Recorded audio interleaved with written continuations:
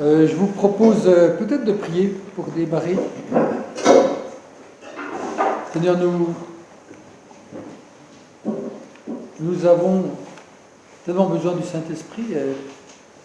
Nous sommes juste reconnaissants qu'il existe, reconnaissants aussi de prendre ce temps pour en parler, pour essayer de comprendre, Seigneur.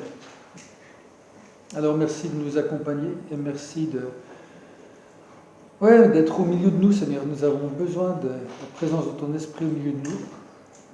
Nous avons besoin que tu nous éclaires et que tu nous permettes, Seigneur, réellement de mieux le comprendre. Amen. Alors, vous savez que dans notre thème, nos points de doctrine, nous avons deux soirées sur le Saint-Esprit. Celle-ci qui a plutôt qui est le Saint-Esprit, pour essayer un peu de le définir. Et puis une deuxième soirée dans un mois avec Mireille sur qu'est-ce que fait le Saint-Esprit.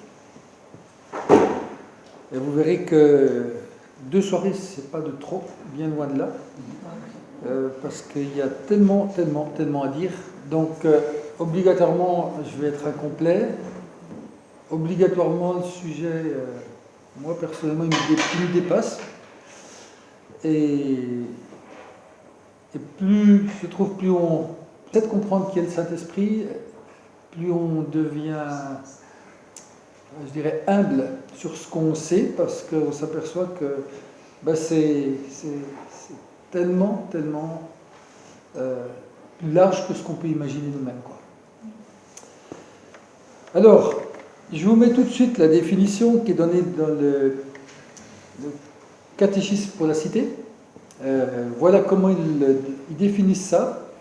Et nous croyons qu'il est Dieu, coéternel avec le Père et le Fils, et que Dieu l'accorde de manière irrévocable à tous ceux qui croient. Je vais vous donner aussi un des versets qui est peut-être un des versets phares de Jésus qui, avant son départ, dit qu'est-ce qu'il va faire avec nous en nous laissant tout seuls.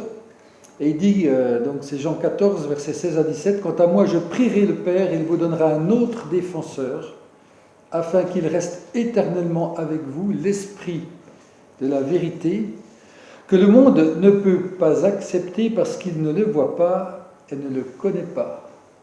Mais vous le connaissez, car il reste avec vous et il sera en vous. » Alors, dans le passé, dans l'histoire de l'Église, on s'est beaucoup intéressé aux 2 personnes de la Trinité que sont le Père et le Fils, Dieu et Jésus. Et la 3e personne du Saint-Esprit, alors c'est un théologien, Alistair McGrath, qui disait ça, c'est un peu le Cendrillon de la Trinité. Parce que les 2 autres sœurs pouvaient se rendre au bal théologique, je cite, mais l'Esprit Saint a toujours été laissé de côté. Et il y a vraiment du vrai, je pense. Mais ça vient aussi de l'histoire de l'Église. Et je vais commencer par ça, parce que c'est peut-être un point qui est peut-être un peu plus dense, mais je vais vraiment essayer de le faire simple, pour que tout le monde ait une idée un peu, au moins globale, de ça. Parce que, je pense, dans l'histoire de l'Église, on a réellement fait ça. Il y a vraiment eu des tâtonnement sur la question de qui est le Saint-Esprit. L'Église, au début, elle va parler de l'Esprit comme une force qui agit en nous et dans le monde. Et les chrétiens vont vraiment attribuer leur vie intérieure au Saint-Esprit jusqu'au IVe siècle. À partir du IVe siècle, disons que jusque-là, voilà, s'il y avait un peu un consensus, l'Esprit habite en nous, puis on ne se posait pas forcément plus de questions. En IVe siècle, 325, il y a le synode de Nicée. Et ce synode, cette grande conférence, un peu de consensus, on dirait maintenant, sur les questions théologiques, elle va dire qu'est-ce que... Elle va surtout travailler sur Jésus-Christ. Et ça va être la grande question de qui est Jésus, finalement. Est-ce que Jésus est Dieu ou pas Dieu? Le Saint-Esprit, voilà, il va avoir une petite note là-dessus, mais c'est pas vraiment le souci. En 381, je m'excuse pour les dates, mais je trouve que c'est important de comprendre un peu le processus, comment les choses ont évolué. Il y a le concile de Constantinople. Et il va compléter ce qui a été dit à Nicée. Il va y avoir en particulier un article sur le Saint-Esprit qui ne dit pas spécifiquement que le Saint-Esprit est Dieu, ou qu'il est de la même nature que le Père et le Fils. Il va affirmer que l'Esprit est Seigneur. Il est Seigneur, il est l'objet de la même adoration et de la même gloire que le Père et le Fils. Et donc c'est vraiment quelque chose d'assez fort qui est affirmé à ce moment-là.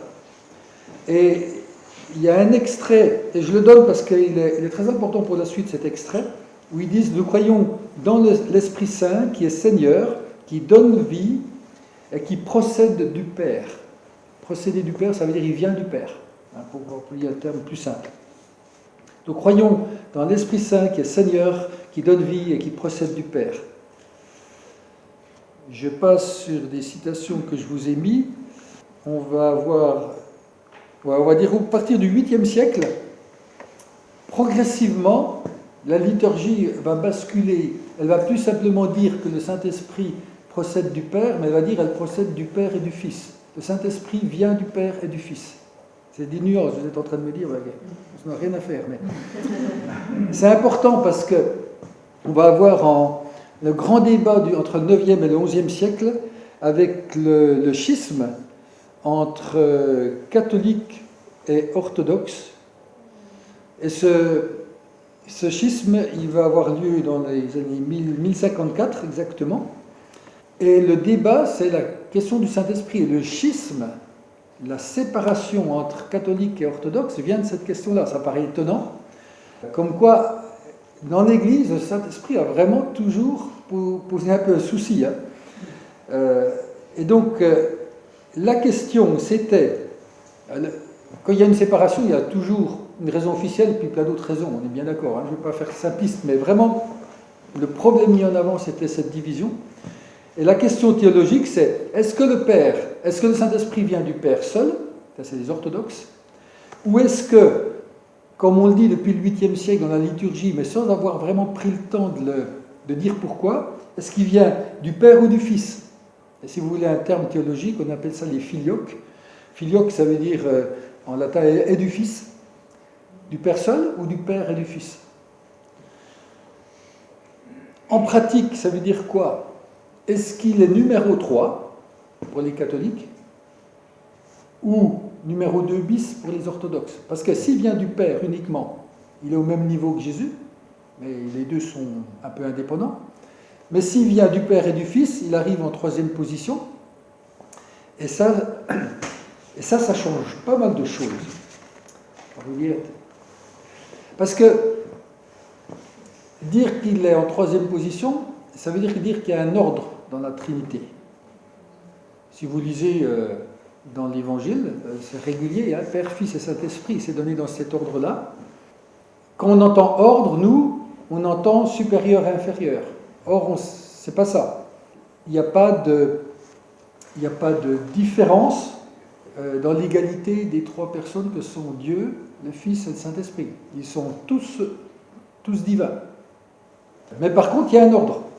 Et il y a quelque chose au niveau de leur relation qui permet de les différencier. On ne peut pas les différencier par qui ils sont, par leur capacité, leur pouvoir ou des choses comme ça, par leur être, si vous voulez. On peut les différencier par leur relationnel. Jésus est issu du Père. Tout le monde est d'accord avec ça. Jésus se soumet à son Père. Il y a une relation de père, de fils à père. Et quand on dit que le Saint-Esprit procède aussi du Fils, ça voudrait dire que le Saint-Esprit a une forme de soumission au Fils, qu'il a un lien très fort avec le Fils.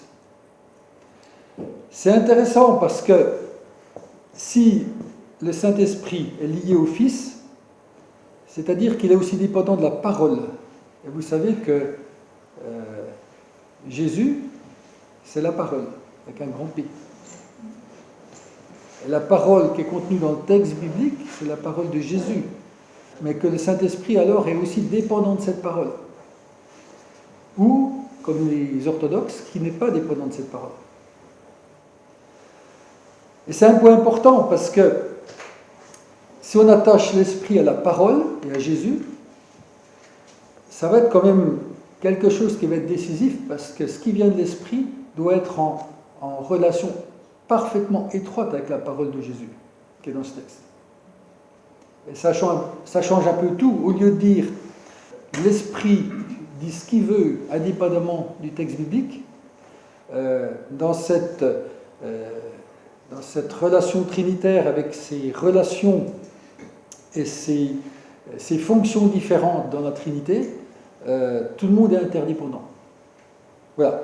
Alors j'ai pris un tout petit peu de temps pour l'expliquer, mais vous voyez comment, sur des petites choses qui nous paraissent au départ, quand on les lit, bof, ouais, ça ne change pas grand-chose, mais si ça peut changer des choses, parce que je pense qu'il n'y a rien de plus dangereux que si on avait un esprit saint, totalement indépendant de la parole, ça voudrait dire qu'on ne saurait pas reconnaître l'esprit. Et c'est Luther qui va beaucoup insister là-dessus pour qu'on ne se réclame pas de l'esprit indépendamment de la parole. Il va mettre dans le même sac les papistes, comme il les appelle, c'est les catholiques, et les enthousiastes. Et les enthousiastes, il appelle ceux-là enthousiastes tous ceux qui attendent une illumination directe, sans prédication de la parole. Et vous savez qui étaient les premiers visés? C'est les anabaptistes, les enthousiastes.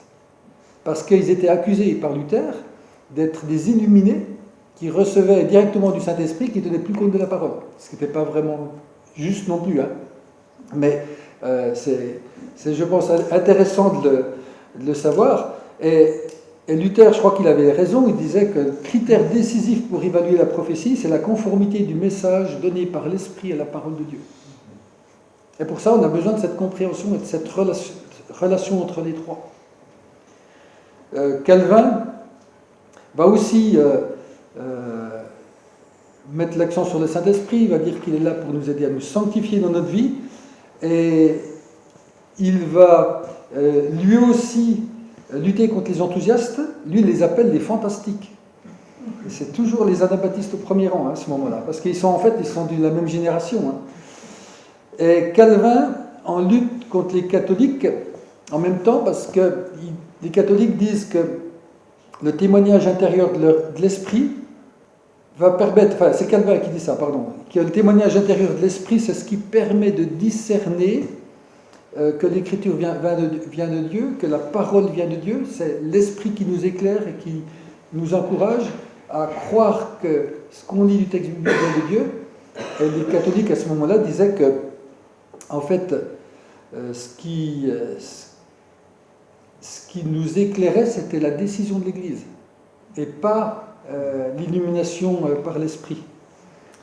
Donc vous voyez, c'est plein de querelles, mais elles sont intéressantes parce qu'elles mettent un peu les limites et les risques de dérive qu'il peut y avoir. Chez les anabaptistes au XVIe siècle, la doctrine de l'esprit est vraiment capitale. Ils mettent l'accent beaucoup sur le baptême de l'esprit, qu'ils distinguent vraiment du baptême d'eau. Et le baptême de l'esprit, pour eux, est une action directe de Dieu. Et ils soutiennent que le baptême du Saint-Esprit, ou le don du Saint-Esprit, c'est ça qui fait le chrétien, et pas le baptême d'eau. Et qu'aucun rite humain ne peut communiquer l'esprit. Ils vont insister beaucoup sur l'œuvre de régénération de l'esprit dans nos vies, etc., sur ses conséquences en termes de disciples, de suivance, etc. Ça, c'est la doctrine anabaptiste. Et ensuite, après ça, il y a les mouvements piétistes. Les mouvements piétistes, c'est les mouvements luthériens allemands qui vont développer ça. Et quasiment dans le même temps, le puritanisme.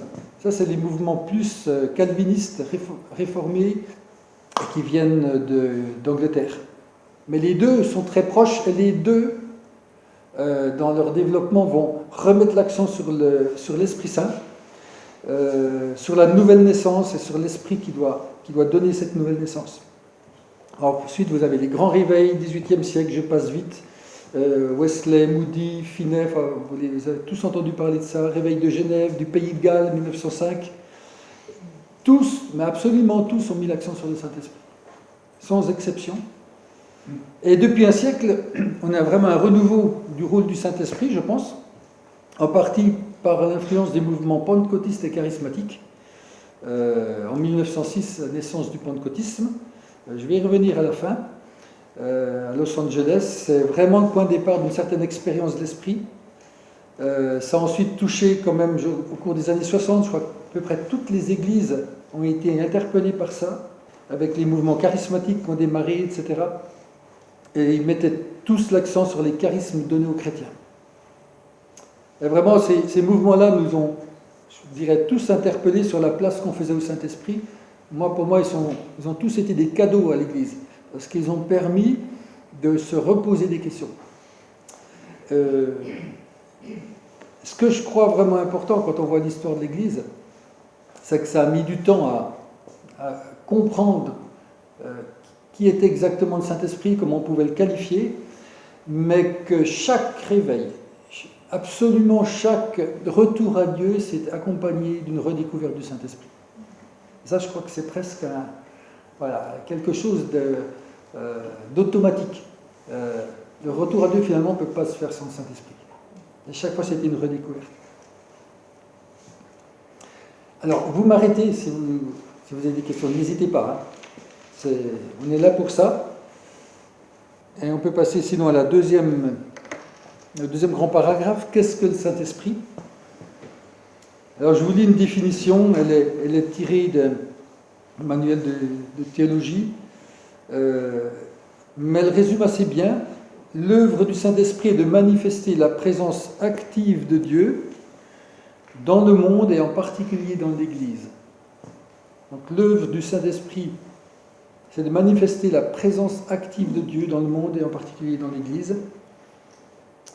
Alors, cette présence n'a pas été de la même manière tout au long de l'histoire de l'humanité. Dans l'Ancien Testament, le Saint-Esprit, il apparaît plutôt sous forme de la gloire de Dieu. Vous savez, c'est des éclairs, c'est le mont Sinaï, il y a des épisodes comme ça, même avec Abraham sur ses autels, il y a des moments où le feu tombe. C'est vraiment quelque chose d'extrêmement fort. Et des apparitions de Dieu, on appelle ça les théophanies, Dieu qui apparaît à des personnes. Ensuite, dans les évangiles, ça change radicalement parce que la présence de Dieu, c'est Jésus. Dans les évangiles, c'est Jésus qui représente Dieu. Et celui qu'on voit, celui qui crève l'écran, si j'ose dire, c'est Jésus. Puis quand Jésus monte au ciel, à l'ascension, à partir de ce moment-là, c'est le Saint-Esprit qui prend la suite. Et qu'est la présence de Dieu manifeste au monde. Donc vous voyez, il y a 3 étapes, et d'ailleurs, qui dans l'ordre chronologique suivent un petit peu cet ordre Père, Fils et Esprit qu'on a dans la Trinité. Et la colombe qui descend sur Jésus. Tout à fait. Vas-y, ta question. Oui, comment il y avait quand même le Saint-Esprit avant Jésus. Ah oui, mais je pense que ça, c'est une forme, moi je le vois comme ça, c'est une forme très symbolique de l'arrivée de l'Esprit sur Jésus pour montrer à tout le monde qui était Jésus. Enfin, voilà, il y avait besoin, parce que pour moi, évidemment qu'il avait l'Esprit, c'est même pas concevable autrement. En tant que fils de Dieu, l'Esprit ne pouvait pas être ailleurs qu'en lui. Et je pense qu'il y avait besoin de montrer aux hommes, parce qu'il n'y avait pas besoin de montrer à Jésus qui était l'Esprit, je crois pas. Alors l'Esprit, dans l'Ancien Testament, on va essayer de voir rapidement quand même, d'avoir un survol de ça, je crois que c'est quand même intéressant. L'Esprit est partout. Dans Genèse 1, verset 2, il est déjà là. Hein. Il prend part à la création. Hein. Il est au-dessus de la création, au-dessus de ce qui est en train de se constituer. Quand on utilise le mot esprit dans l'Ancien Testament, on utilise souvent essentiellement le mot rua. On peut le prononcer de différentes façons, ça dépend comment on prononce les voyelles. Mais rua ou rua, c'est pas spécifique pour l'Esprit de Dieu. Il faut savoir qui désigne. Alors il y en a qui ont compté 113 fois le souffle du vent, 140 fois l'Esprit de l'homme et 136 fois l'Esprit de Dieu. Donc voilà, c'est qu'un tiers des rois, c'est l'Esprit de Dieu dans l'Ancien Testament. Mais le mot vent, il est intéressant parce que c'est vraiment l'image du vent qui est beaucoup utilisée dans l'Ancien Testament, comme l'idée de l'air en mouvement. Le Saint-Esprit dans l'Ancien Testament, c'est un vent qui souffle, qui passe, qui traverse. C'est pas un vent qui rentrerait, je sais pas, dans un matelas pneumatique et puis qui est bloqué, quoi. Saint-Esprit, on ne l'arrête pas. Saint-Esprit, on ne le met pas dans une boîte. En Israël, il y avait deux sortes de vents. Il y avait le vent chaud du désert, qui était un vent destructeur, un vent de jugement, qui est beaucoup utilisé pour le jugement divin. Et il y avait aussi le vent d'ouest qui venait de la mer et qui apportait la pluie rafraîchissante, qui permettait de faire naître toute la végétation, etc. Et qui évoque un peu le renouvellement de la création que Dieu peut opérer par l'Esprit quand il vient revivifier les cœurs. Hein, c'est les eaux d'Ézéchiel. Donc l'Esprit souffle comme il veut. Hein. Je vous ai dit, depuis qu'il plane au-dessus des eaux dans Genèse 1-2 jusqu'à toute la fin de l'Ancien Testament. Ce qui est toujours frappant dans l'Ancien Testament, c'est vraiment l'accent mis sur cette force quand même violente et envahissante. Alors je sais bien que la présence de Dieu avec Élie, c'est un doux murmure, etc. Vous allez tous me dire ça. Mais globalement, l'Esprit dans l'Ancien Testament, ça se voit. Hein. Ça a une force particulière.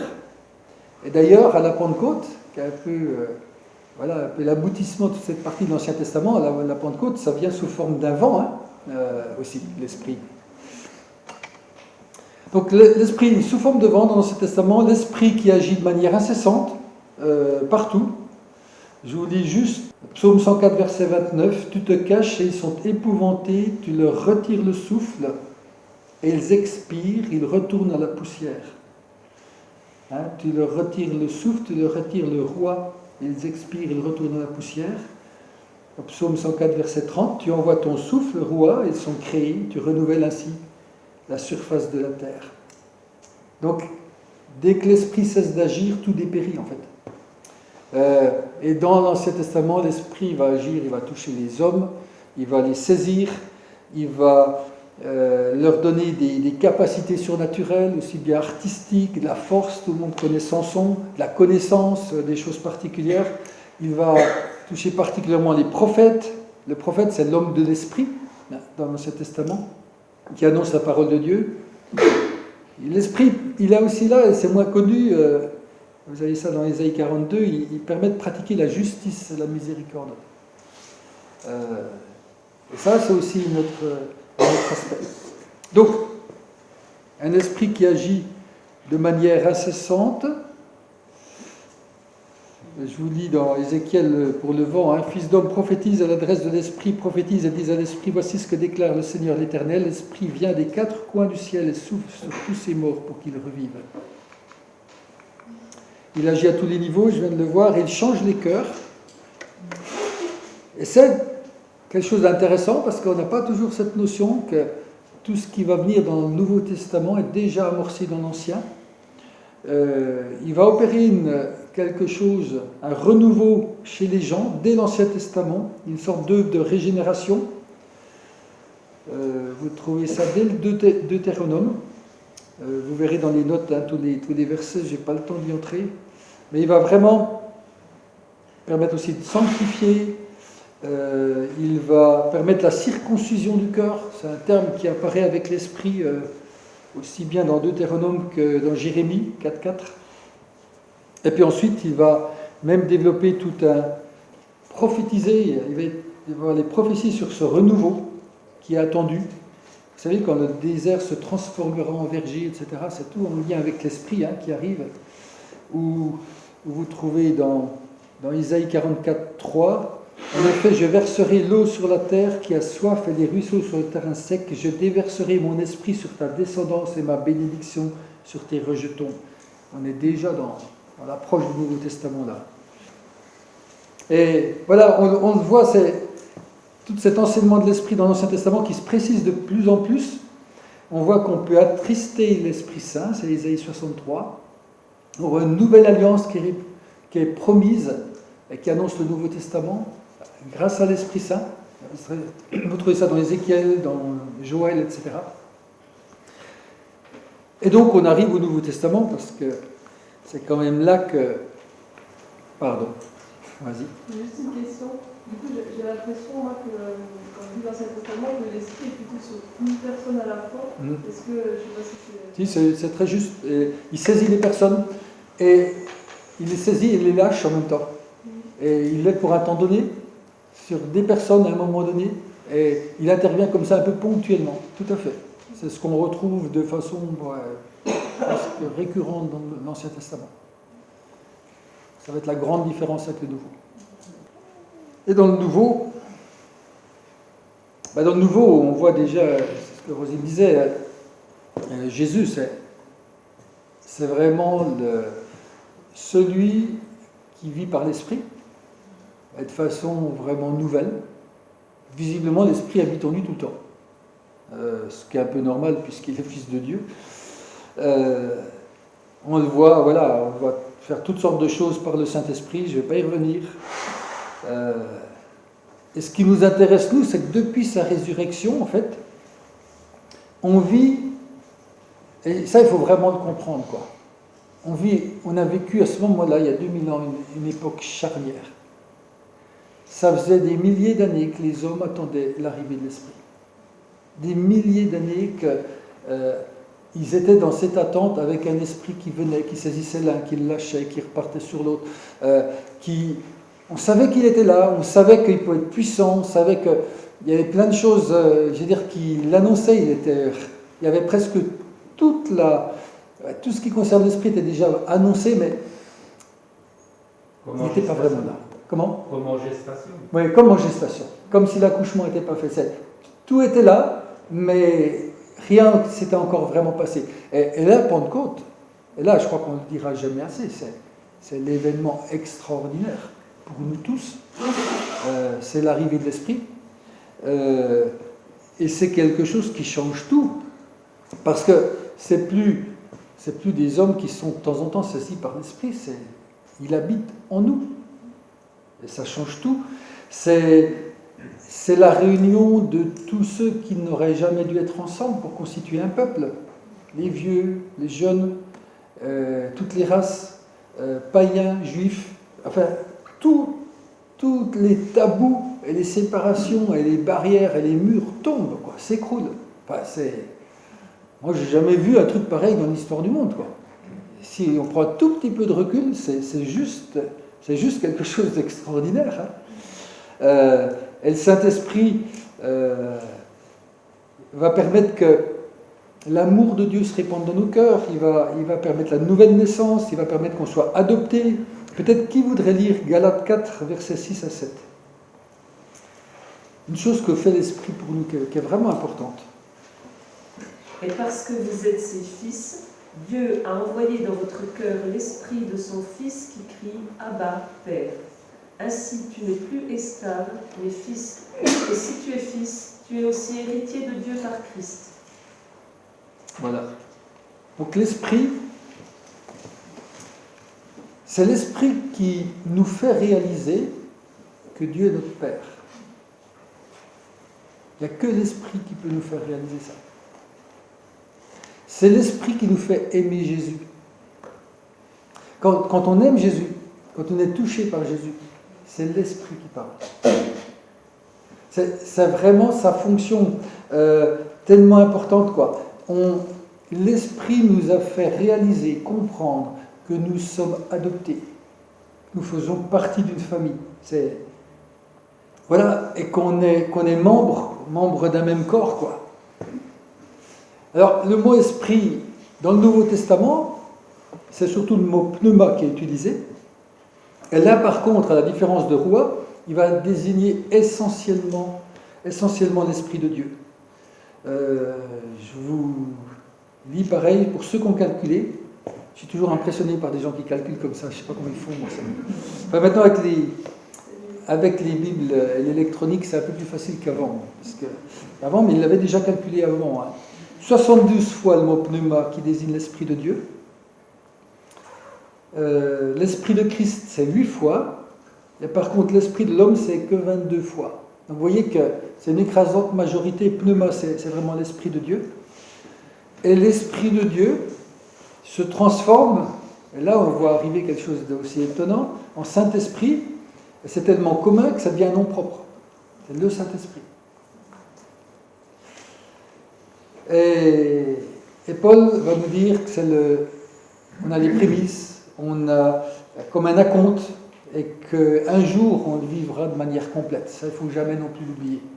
Alors quand on est frustré, c'est aussi important de savoir. Ça ne veut pas dire qu'il ne faut pas chercher l'esprit, mais qu'on le vivra de manière complète et totale là-haut, dans cette nouvelle terre.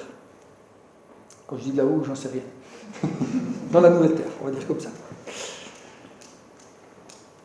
Alors c'est un esprit insaisissable. Insaisissable. Alors, on a du mal, je ne sais pas comment vous êtes, mais je trouve globalement on a du mal de considérer que l'esprit est une personne.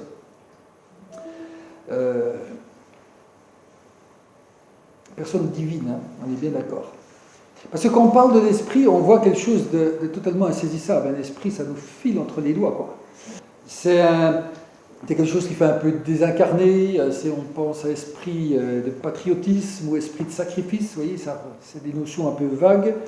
En plus, la Bible, quand elle en parle, elle utilise beaucoup des verbes liquides pour désigner son action. Par exemple, Dieu déverse son esprit, comme si c'était du liquide. On en est rempli, abreuvé. Puis il y a aussi les images du vent, de la tempête. Enfin, on a l'impression que rien nous... Voilà, ça coule entre nos doigts. Il ne faut pas se fixer que sur les images, parce que, souvenez-vous que Jésus il est comparé à une porte, à un chemin, il est comparé du pain, à de la vigne. Voilà, donc mettez les images au niveau symbolique qu'il faut. Hein.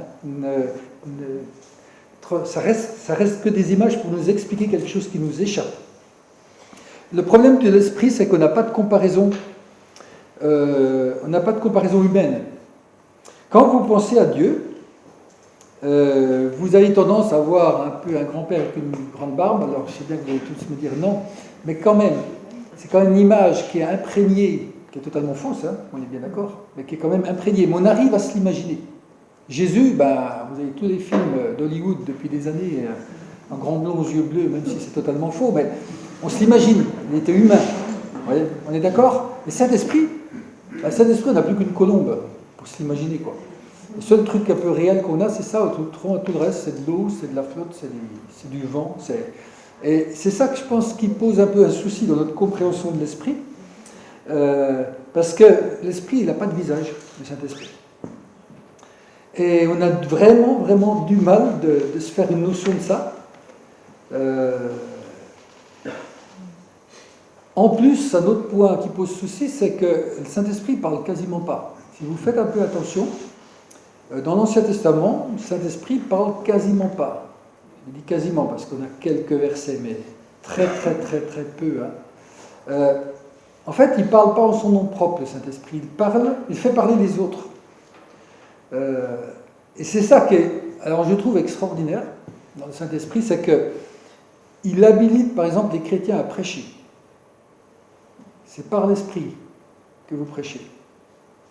Il va faire parler les prophètes. Il va faire parler les disciples. Et à partir de la Pentecôte, dans toutes les langues du monde. Il va faire crier aux chrétiens Abba Père. Il habite la prière du chrétien. En fait, Saint-Esprit, il fait parler, il fait chanter, il fait prier, il fait crier. Il se met en retrait pour que nous puissions, par lui, nous exprimer au nom de Dieu. C'est juste extraordinaire, je trouve. Donc, il est à la fois tellement intime à notre vie, il est tellement en nous qu'on a bien du mal de nous dissocier finalement de lui, parce qu'il est partout.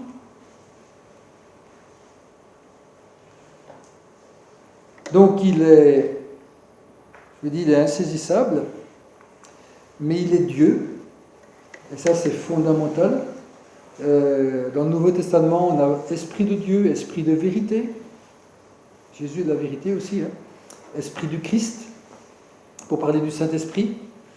On ne peut pas dissocier dans le Nouveau Testament, c'est là qu'on retrouve un peu la polémique avec orthodoxes et catholiques, en l'an 1000, on ne peut pas dissocier Jésus du Saint-Esprit. Parce que Jésus fait son œuvre, et ensuite le Saint-Esprit prend le relais. Et peut-être, on va lire 3 versets, je vais vous laisser les chercher, et vous allez les chercher comme ça dans 1 Corinthiens 12, 3, Jean 14, 26 et 1 Jean 4, versets 2 à 3. C'est pourquoi je vous le déclare, personne, s'il parle par l'Esprit de Dieu, ne dit « Jésus est maudit ». Et personne ne peut dire « Jésus est le Seigneur » si ce n'est par le Saint-Esprit. Voilà, c'est clair. Jésus et le Saint-Esprit, c'est le même discours, quoi. Hein, on peut pas, l'un ne peut pas prendre, on ne peut pas dire à la fois une chose et son contraire, parce que ils sont parfaitement unis. Autre verset, Jean 14, 26. Voici comment identifier l'Esprit de Dieu.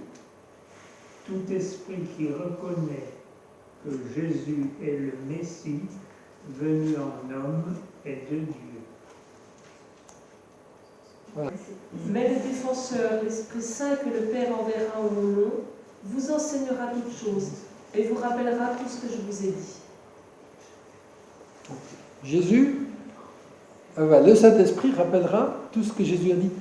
Vous voyez, on retrouve vraiment unité parfaite, quoi. Il y a pas... Alors, il y a eu des politiques qui disaient à un moment donné, il n'y a pas... Je crois, il n'y a pas un cheveu entre ma pensée et celle du président, mais là, c'est mieux que ça, quoi. Il y a rien.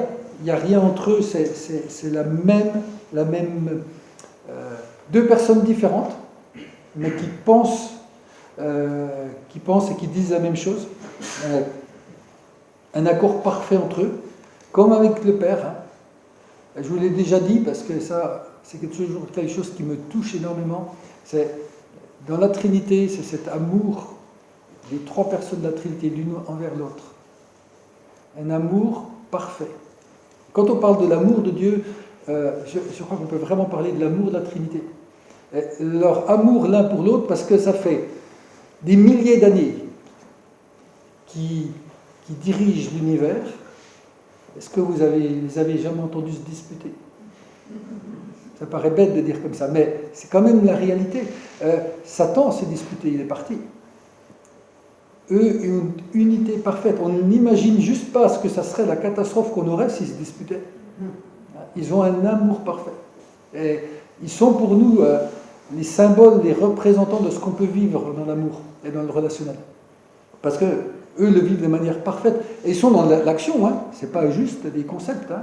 Ils sont dans l'action permanente de notre monde.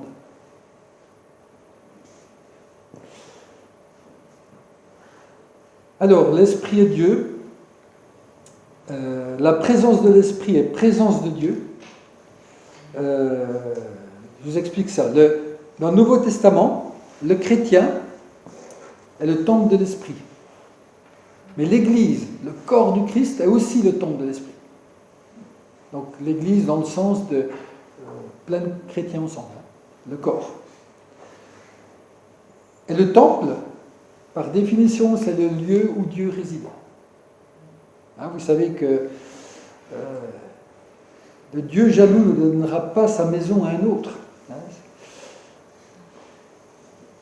Et 1 Corinthiens 3, versets 16 à 17, dit que les chrétiens sont les temples de Dieu. Ça, on le connaît souvent, ce texte. Hein. Mais au chapitre 6, il affirme qu'ils sont le temple du Saint-Esprit. Donc, si on veut commencer à dissocier ce que beaucoup ont fait hein, dans un temps, et ce que beaucoup continuent de faire en disant que le Saint-Esprit n'est pas de Dieu, ben, rien que ce passage d'un Corinthien, les chrétiens sont à la fois temple de Dieu et temple du Saint-Esprit. Ça veut dire que le Saint-Esprit est Dieu. Mais si vous regardez, il y a le Saint-Esprit, il est là dans la création. Il a vraiment des prérogatives divines. Il est omniscient, omniprésent, il est puissant, il est éternel. Vous avez tous les versets dans le texte. Hein. il joue un rôle majeur dans l'œuvre du salut. Il inspire pour parler de la part de Dieu. Ce que le Saint-Esprit dit, c'est Dieu qui le dit. Pierre, dans l'histoire d'Ananias, va nous dire que c'est aussi grave de mentir au Saint-Esprit que mentir à Dieu. Donc on n'est pas dans un... Voilà, ils sont troisième dans la manière d'avoir des relations entre eux, mais il est totalement Dieu au même titre que Dieu, quoi. Et dans les formules de la Trinité, quand on dit Père, Fils et Saint-Esprit, et c'est quand même truffé dans le Nouveau Testament, ça serait terrible de les prononcer si le Saint-Esprit n'était pas Dieu. Hein, de les associer au Père et au Fils qui serait alors uniquement Dieu. Puis, comment est-ce qu'une créature qui ne serait pas Dieu pourrait examiner les profondeurs de Dieu, comme Paul nous le dit dans les Corinthiens? Comment est-ce qu'il pourrait déverser l'amour de Dieu dans notre cœur si ce n'était pas Dieu lui-même? Et comment Jésus pourrait affirmer que c'était vraiment avantageux pour nous qu'il parte et qu'il nous laisse le Saint-Esprit? Donc il est Dieu, il est une personne divine.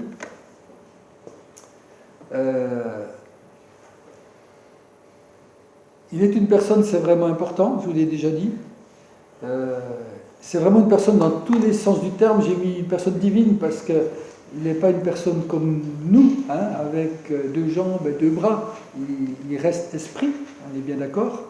Mais il est une personne dans l'idée d'une individualité qui pense par elle-même, qui réfléchit, qui est en même temps totalement Dieu,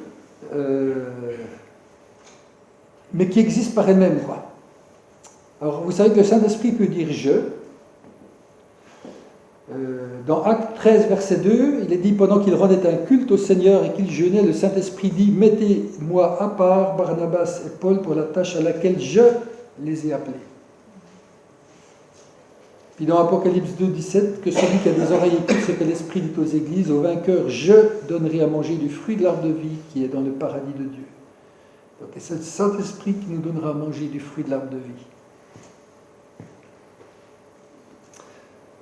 Puis si l'Esprit n'était pas une vraie personne, alors il n'y aurait plus que deux personnes dans la Trinité. Et puis pour moi, ça déséquilibre tout. Son titre, le défenseur, le paraclète, qui est conféré à l'Esprit, je vous lis dans Jean 14, verset 16, « Quant à moi, je prierai le Père, il vous donnera un autre défenseur afin qu'il reste éternellement avec vous. » On dit paraclète parce que c'est le terme grec, hein, et qu'il est difficile à traduire en fait. Mais si Jésus est le premier paraclète, et que le Saint-Esprit est celui qui vient après Jésus comme deuxième paraclète, si Jésus est une personne, comment le deuxième qui fait le même job ne serait pas une personne, quoi? Avec son identité. Hein. Quand je dis personne, c'est une question vraiment d'identité. Alors le mot paraclète, il a été traduit de toutes sortes de choses, mais consolateur, défenseur, etc. Il faut savoir que dans la culture juive, le juge, il prenait la décision à partir de la déposition des témoins. Il n'y avait pas de système d'avocat, procureur et tout ça. Le juge, il entendait les témoins, il prenait une décision. Et l'accusé, lui, il cherchait un témoin digne de foi, qui le connaissait et qui pouvait être vraiment celui qui faisait valoir son bon droit en disant la vérité. Quelqu'un qui pouvait vraiment le défendre. Donc, il prenait vraiment quelqu'un de proche, quelqu'un de fiable. Et l'Esprit, c'est le rôle qu'il joue. L'Esprit, il est déjà témoin de Jésus. Il est déjà le paraclète, le défenseur de Jésus. Depuis que Jésus est sur terre, et depuis qu'il est mort, il y a des millions d'hommes qui passent leur temps à le casser, à le détruire, à le jeter. Et ça n'a pas arrêté. Et le Saint-Esprit, ça on l'oublie souvent, il est aussi le défenseur de Jésus. Comment est-ce que vous comprenez que, par exemple, des musulmans ont des visions? Ce n'est pas le Saint-Esprit qui vient leur parler en personne pour défendre Jésus. Il fait ce rôle, même pour Jésus, le Saint-Esprit, il a un rôle fondamental. Et depuis 2000 ans, c'est lui qui est là.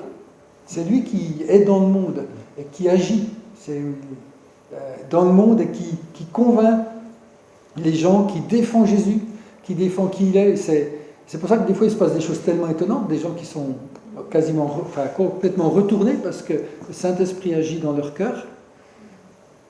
Donc c'est une chose qu'on oublie parce qu'on ne le voit que pour nous, mais comment il a déjà commencé avec Jésus et continue avec nous, c'est aussi dire la chance qu'on a, quoi. On est gâté comme Jésus, quoi. On a le paraclète, le défenseur, le consolateur, celui qui nous assiste au quotidien, avec chacun d'entre nous, en permanence. On est aussi gâté que Jésus. Je vais aller très vite sur des activités de l'esprit, mais juste, puis Mireille, elle va beaucoup plus détailler tout ça, mais juste pour que vous vous rendiez compte de ce qu'il fait. C'est tout basé sur des textes bibliques.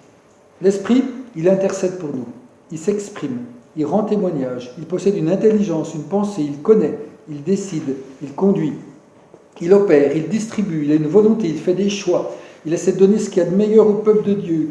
Est-ce qu'il glorifiera le plus le Fils? Il enseigne, et en particulier dans des moments d'urgence spirituelle, il va encourager, il va fortifier, il va développer une relation intime avec nous, il va répandre l'amour de Dieu dans nos cœurs, on a déjà vu, il éprouve des sentiments, il ressent une profonde affection, il est attristé par notre péché, il réclame notre obéissance, il est possible de lui parler, il est possible de lui mentir, il est possible de l'insulter et même de blasphémer contre lui. Si ce n'est pas une personne.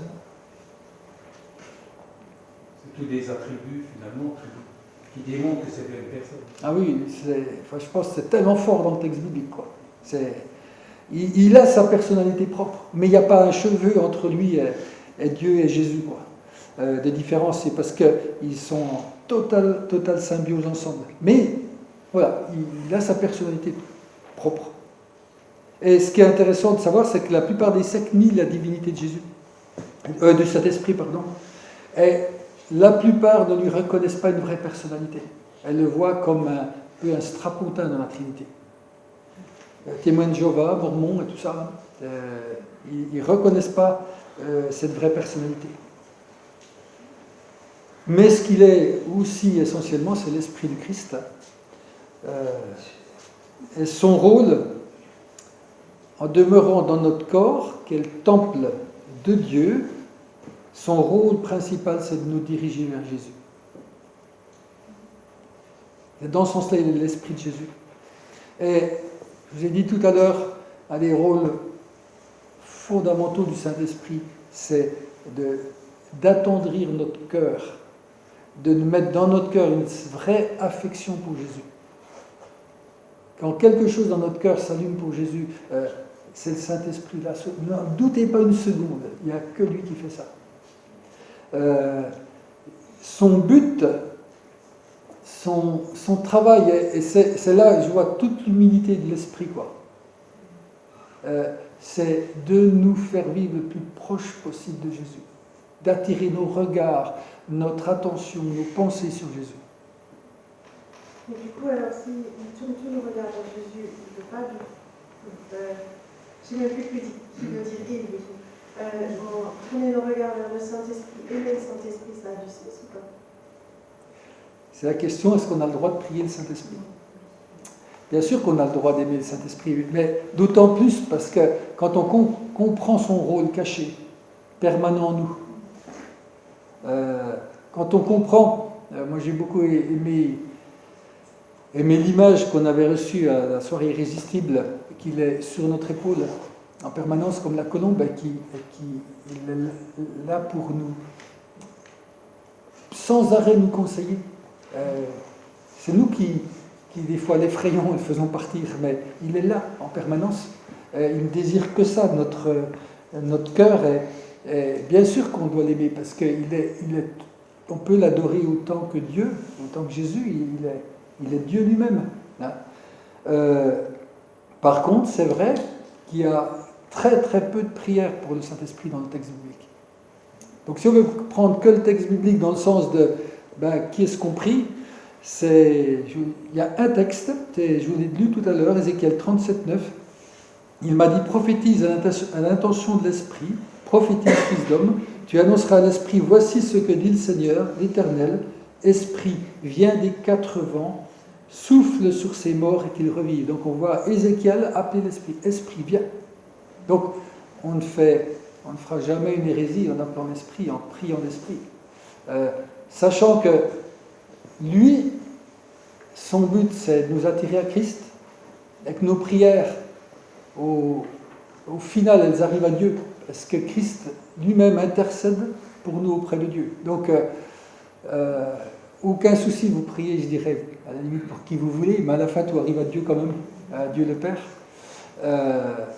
Il n'y a pas de faute. Moi, je me rappelle quand j'étais ado, j'étais un peu perturbé avec ça. Je peux prier Jésus, Dieu, comment je fais là? Et puis, alors je mettais Seigneur, comme ça c'est plus facile, ça camouflait un peu le truc. Mais je crois qu'on a cette liberté, mais on n'est pas là pour dire, parce qu'on en préfère un par rapport aux autres. Pour eux, c'est non compréhensible, c'est humain ça, cette idée-là. C'est pas une idée divine. Pour eux, il n'y a pas de différence. Ils sont tous parfaitement unis, ils ont des rôles différents. Et nos prières, au final, s'adressent à Dieu. L'Esprit, son rôle, c'est d'intercéder, d'aider à formuler nos prières, des fois de les traduire quand on ne peut même plus prier. Et Jésus, lui, il est notre avocat auprès du Père. Oui. C'est pas Jésus qui aurait dit, c'est une question, parce que qui aurait dit, quand vous priez le Père au nom de Jésus-Christ par la puissance du Saint-Esprit. Alors, il y a, je ne pense pas que c'est dit dans un texte, un seul, je ne l'ai pas en tête en tout cas là, mais oui, clairement, les trois ont une fonction différente dans la prière. Donc, moi je dirais, je ne me stresserais pas sur ça. On n'est pas obligé, quand on prie, on n'est pas obligé de faire la théologie. On peut, comment dire, quand vous vous adressez à votre conjoint, vous n'êtes pas obligé d'avoir plein de mots, vous adresser de façon spontanée, quoi. Tu ne dis pas forcément ma chère épouse, je te prie de. Tu es peut-être plus direct, quoi. Voilà, c'est peut-être pas un bon exemple, mais. Par rapport aux prières ou à la louange qui est donnée au Saint-Esprit, il y a tous ces textes qui glorifient et qui prient l'auteur de la parole de Dieu, qui est l'Esprit. Bien sûr. Bien sûr. C'est juste qu'on a des textes où il y a une prière directe. On n'en a pas beaucoup dans le texte biblique. Mais franchement, c'est pas un souci, quoi. Si vous avez envie de dire merci au Saint-Esprit, puis moi ça m'arrive souvent, là décomplexez-vous, quoi. C'est au contraire, c'est un vrai cadeau de pouvoir aussi reconnaître qu'il est. Oui, parce qu'il glorifie le Christ, c'est pas, on n'est pas en train de jouer de la concurrence, là. Ils ne sont pas du tout là-dedans, quoi.